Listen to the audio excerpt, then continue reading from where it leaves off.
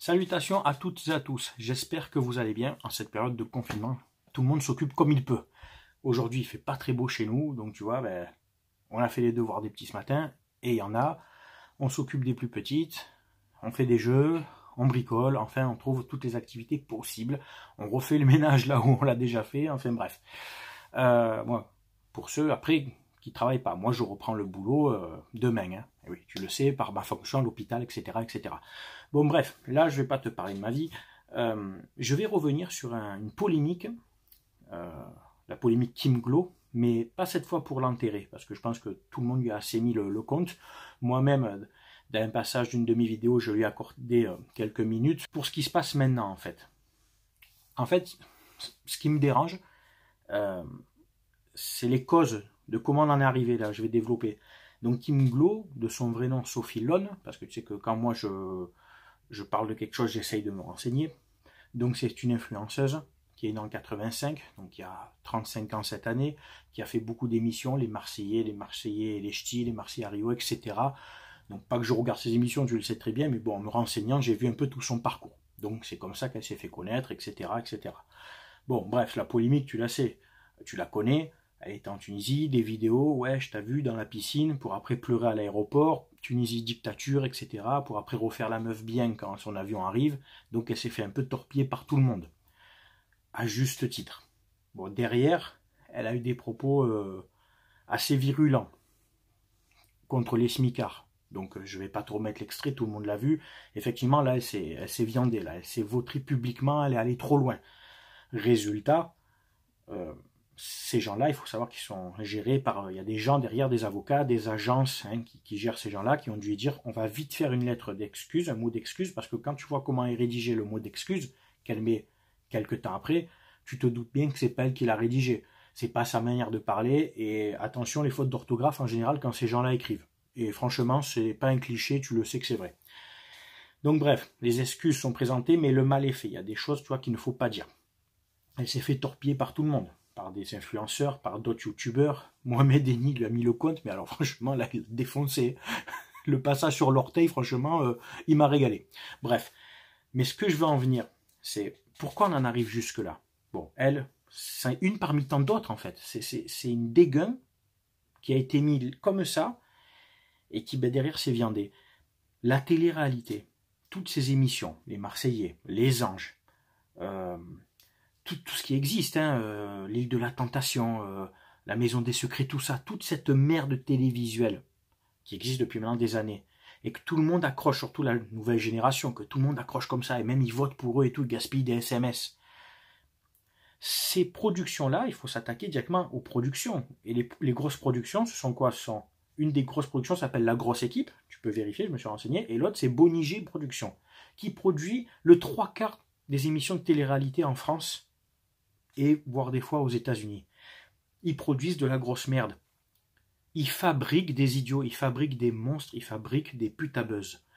Et le problème, c'est que la nouvelle génération, les plus jeunes, et même certains de mon âge, vous idolâtrez et vous sublimez, comme j'ai déjà dit, des gens qui n'ont aucun talent, qui ne sont pas pertinents, qui bafouillent, qui bégayent en parlant français, en inventant des mots, qui sont même des fois soumis aux scénarios écrits par les productions pour les rendre encore plus cons.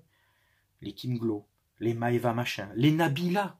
Vous vous rendez compte que ces gens-là sont idolâtrés comme si c'était des stars de cinéma, comme si c'était des Georges Clooney, des DiCaprio, je sais pas moi, des Alain Delon, enfin toute génération confondue, ou comme si c'était des grands chanteurs, comme Céline Dion, etc. Mais ce sont des dégâts, on est d'accord que ces gens-là n'apportent pas de plus-value dans le monde.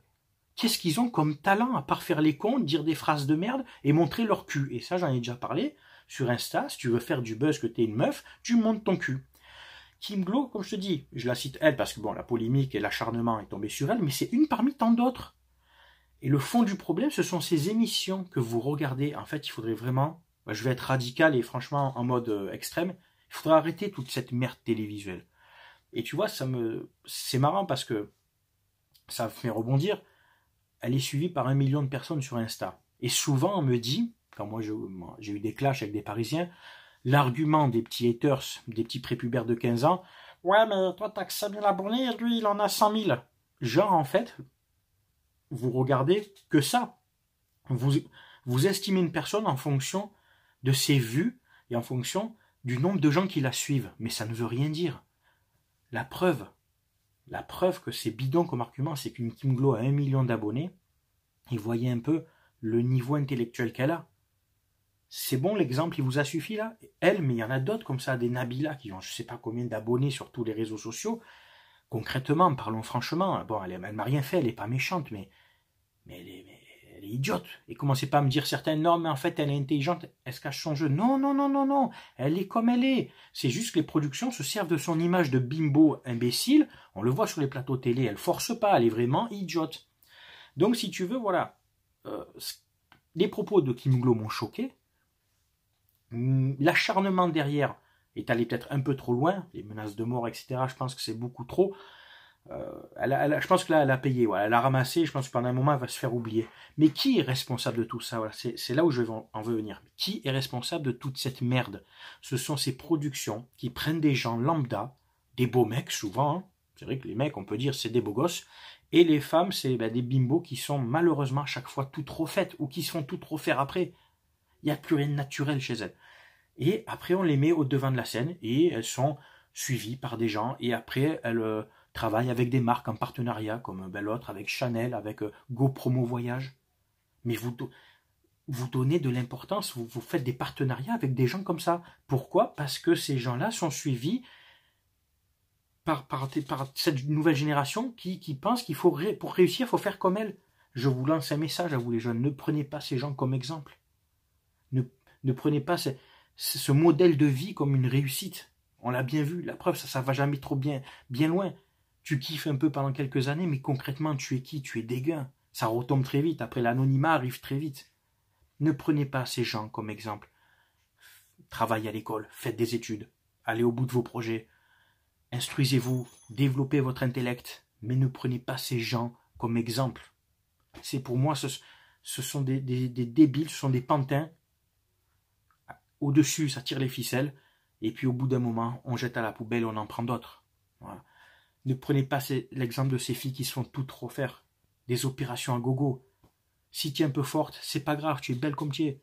Si tu es trop mince, fais attention à l'anorexie, fais attention. Voilà, ne suivez pas l'exemple de ces gens-là.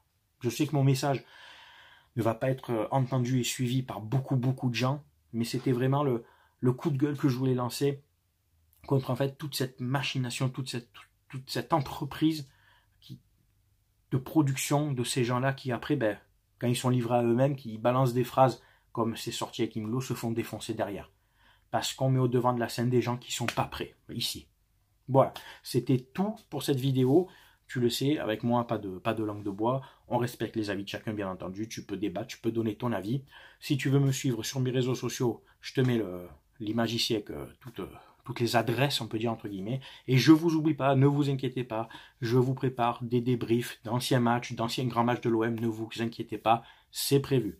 Sur ce, je vous souhaite quand même à tous de passer une très bonne semaine. Portez-vous bien, courage pour le confinement. À très bientôt. C'était Steve, supporter of Marseille. Ciao, ciao tout le monde.